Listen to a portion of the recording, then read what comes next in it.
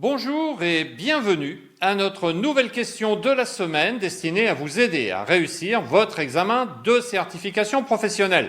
Aujourd'hui, notre question porte sur la responsabilité finale de la gestion des risques dans l'entreprise. Bien sûr, comme d'habitude, je vais vous expliquer mon raisonnement pour trouver la bonne réponse. Voyons donc sans plus attendre de quoi il s'agit. La question est la suivante. La responsabilité finale de la gestion des risques incombe, réponse 1, aux différents directeurs métiers respectifs, réponse 2, au comité stratégique, réponse 3, au conseil d'administration ou réponse 4, au comité de réponse aux risques informatiques. Cette question est très simple. Elle repose sur les fondamentaux de la gouvernance et du management.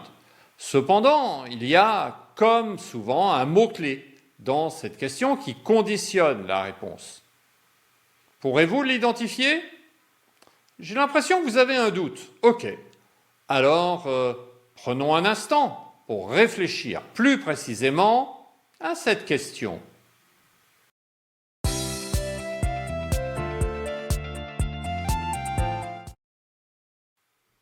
Cette question parle de responsabilité finale, terme équivalent à accountability en anglais.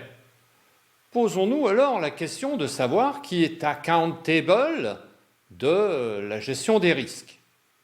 Essayons d'abord, comme d'habitude, d'identifier les distracteurs. A priori, ce sont les réponses 1 et 4.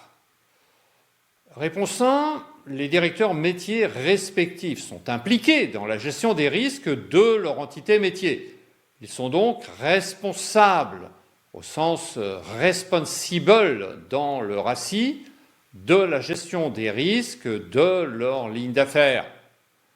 C'est-à-dire qu'ils font ou ils font faire, mais ils n'en sont pas accountable. Cette réponse est donc fausse. La réponse 4, le comité de réponse aux risques ne gère pas les risques. Ce comité est principalement actif dans le processus de réponse aux risques lorsque des incidents surviennent.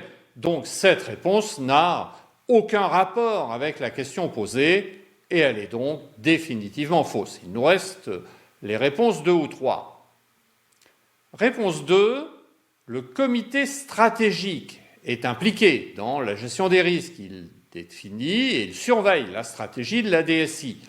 Et à ce titre, il est responsable, responsible, de l'atteinte des objectifs en matière de risque IT. Mais il n'est pas accountable des risques IT. Et donc, il n'en a pas la responsabilité finale. Et parfois, même la responsabilité incombe à un comité de pilotage. Donc, cette réponse est fausse. Et enfin, réponse 3, c'est le conseil d'administration qui assume la responsabilité ultime de la gestion des risques. Il fixe la capacité de risque et approuve l'appétit du risque et les niveaux de tolérance au risque. Le conseil d'administration doit également orienter une approche cohérente en matière de propriété des risques informatiques gérés par l'entreprise et la direction informatique, en garantissant que toutes les parties prenantes sont correctement impliquées. Cette réponse est donc correcte et c'est la bonne réponse à cette question. Si vous avez trouvé cette vidéo utile, n'hésitez pas à cliquer sur le bouton like et à nous laisser un commentaire. Vous pouvez aussi vous abonner à notre chaîne pour plus de contenu sur la gouvernance, la gestion des risques et la sécurité de l'information.